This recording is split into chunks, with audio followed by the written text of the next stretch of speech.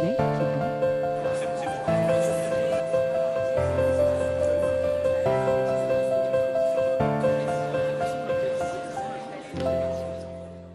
L'intervention a été perçue, moi ce que j'ai ressenti, pour en avoir discuté après, c'est essentiellement l'histoire de l'esprit, de replacer l'humain au centre du dispositif, de l'organisation, de l'entreprise au premier sens du terme. Et surtout, moi j'ai insisté sur l'aspect de la confiance. Et là on a retrouvé plusieurs intervenants, c'est un terme qui revient sans arrêt. Confiance entre les managers et leurs équipes et entre les équipes et le manager. Et ça passe forcément par le fait de prendre de la hauteur, comme je l'ai dit ce matin, de façon à ne pas pas se mettre en équipe projet avec des petits problèmes du quotidien, mais bien à donner du sens en fait à ce que l'on fait. En fait, pourquoi on est tous là et qu'est-ce qu'on vient faire tous ensemble ici? On va donc prendre un peu de hauteur avec deux constructions. La tour de Babel et la pyramide. Ces deux constructions, elles avaient vocation à élever l'humanité.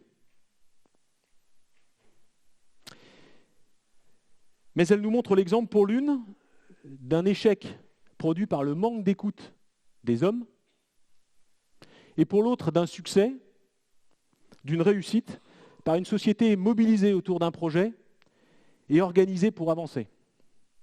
Alors vous me direz, pourquoi prendre de la hauteur ? Eh bien, parce que de plus haut, on voit plus loin. Et c'est plus loin, ensemble, que nous voulons avancer. Si j'ai bien compris ce qu'on faisait tous ici. Le but premier de prendre de la hauteur devient donc préventif. En anticipant, nous serons capables, grâce à cet avantage position, d'agir au mieux de nos compétences, en accord avec nos convictions et pour le bien des autres. Alors vous allez me dire, comment prend-on de la hauteur ? Eh bien, ce n'est pas chose aisée, mais on peut citer 7 ingrédients. Le premier, c'est un projet pour avancer. Et tout ça vient synthétiser ce que je vous ai dit avant. Un projet pour avancer. Un défi pour se dépasser. Une règle pour tracer la voie. La confiance active.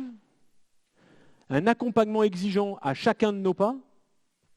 Une émotion pour faire vivre chacun de ses pas et donner la valeur.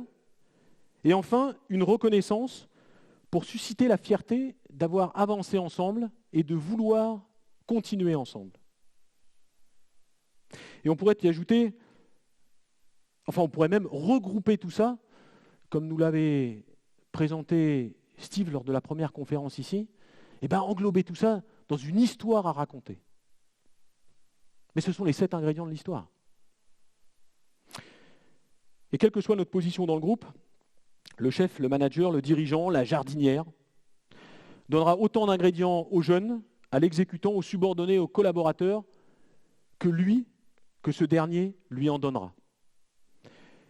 Et c'est ainsi que nous pourrons prendre de la hauteur et emmener avec nous des personnes véritablement engagées. Le premier intérêt, c'est que dans ce management, ce n'est pas une recette, c'est un art.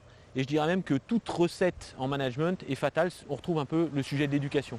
Et donc là, il y a à apprendre, surtout quand il y a des gens qui viennent d'autres territoires, ce que j'appelle cette interculturalité. En fait, c'est un partage, un échange, sur cette espèce d'alchimie faite de confiance, de responsabilisation, de coopération, d'exemplarité. Voilà. Je pense que c'est la meilleure raison pour laquelle il faut participer à ce genre d'événement.